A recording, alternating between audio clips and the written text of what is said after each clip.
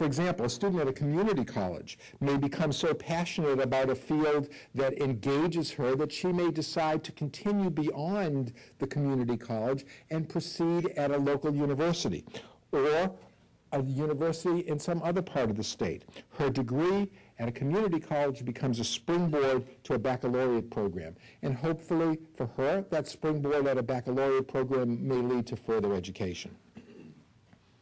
I'm proud that Northeast Ohio's academic community is making this kind of academic upward mobility as easy as possible for students. For example, Cuyahoga Community College, Cleveland State University, and Kent State University just entered into a dual admissions program for the first time that allows Ohio students to select both a community college and a university where they are admitted simultaneously.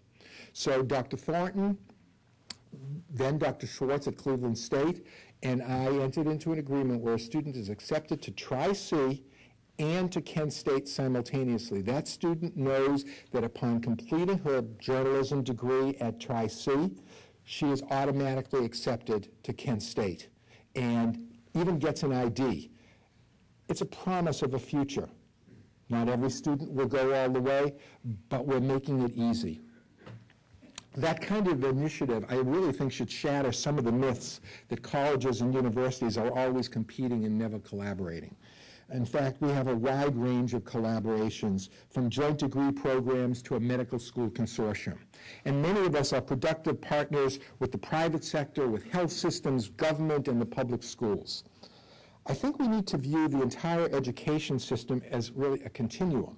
Although it might not be obvious, P through 12 and post-secondary education are inextricably linked together.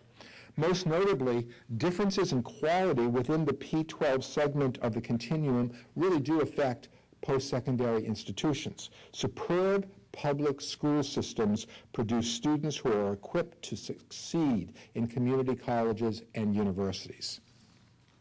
But you probably already know that the state of Ohio is well behind the national average in terms of citizens who actually hold baccalaureate degrees. According to a Census Bureau survey, about 22% of Ohioans 25 or older have bachelor's degrees. Let me say that again. About 22% of Ohioans who are older than 25 have bachelor's degrees. There are only 10 states that rank lower than us. There are only 10 states that rank lower than us.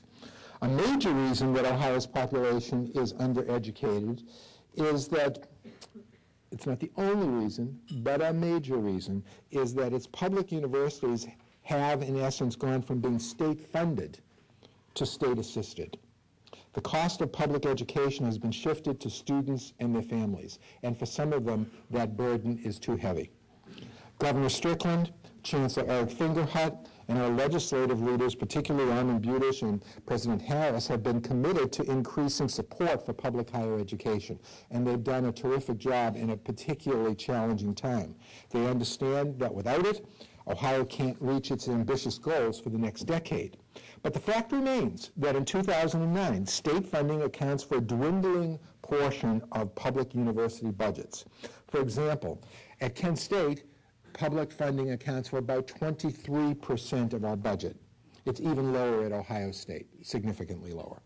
As a result, universities must continue to principally rely upon tuition to meet our operating expenses. Not surprisingly, those operating expenses, from information technology to utilities to healthcare at double digits each year, are rising on our campuses as they are everywhere else. And that's despite an impressive range of cost-cutting efforts. For example, at Kent State, we operate a cogeneration plant that provides electricity to our Kent campus. The electricity generates waste heat. We then use the waste heat to produce steam and chilled water to heat and cool the campus. This saves us over $1 million a year. I think it's very important to note that it costs no more to educate a student in Ohio across our university systems than it does in Massachusetts or Nevada or California or Florida or Georgia. But Massachusetts has a population that over age 25, 35% of their students are educated. Or Minnesota, where 30% of their population have college diplomas. The Ohio public universities are not less efficient. They're not spendthrifts. Again, it costs no more to educate a student in Ohio than it does in the rest of the country. Now, were it up to me, there'd be no tuition at public universities. But as a matter of public policy, America only provides free public education through high school.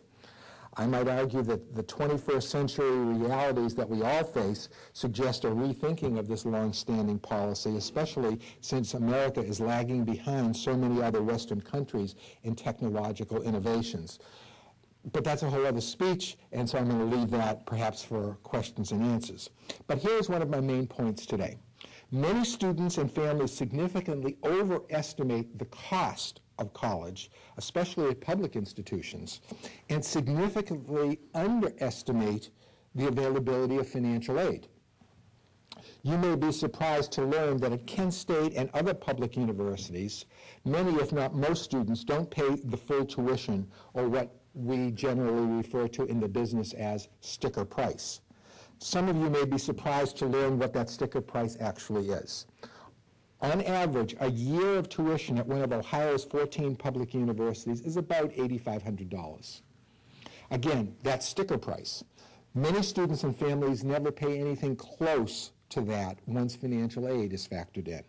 Aid that ranges from state grants to institutional scholarships. Let me support this with some facts about Kent State, the place that I know best. Tuition for a year is about $8,726 for undergraduates who are Ohio residents. But note, last year, more than 16% of our in-state undergraduates paid only $404 out of pocket for tuition. You heard me correctly, only $404 for tuition. Another 13% of our in-state undergraduates paid only $2,300 out of pocket, and about 10% paid only about $5,200 for in-state tuition. Put another way, close to 40% of our undergraduates paid significantly less than our tuition sticker price. They did so because they received federal, state, and or institutional aid. Need-based financial aid is calculated on a form called the Free Application for Federal Student Aid, or as it is widely known, the FAFSA. The FAFSA is the official application for the federal Pell Grant. It also determines eligibility for other federal grants, loans, work-study employment, and state and institutional aid at virtually every institution in the country. Until recently, most families approached the task of completing the lengthy FAFSA with the eagerness usually reserved for an IRS audit. How many of you have filled out a FAFSA? I mean, it's horrible. It's horrible. I refused when my daughter went to college. I said, I'm not filling that out.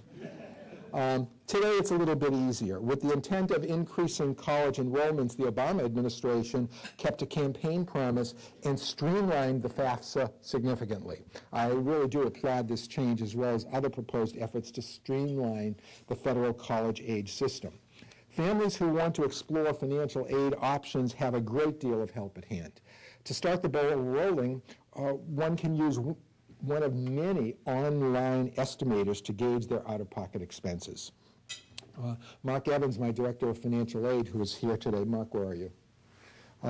Has told me that the average fourth grader could use any one of them with ease. They've made it really easy to calculate what you're likely to wind up spending given a particular family income and the number of kids you have and how many mansions you might own in the Cleveland suburbs. But even dipping a small toe into an unfamiliar process may be intimidating for many families, especially families who are the first, have a child that's the first in their family to go to college. That's why trained Kent staff members lead more than 200 outreach programs a year in churches, college fairs, and on our 8 campuses.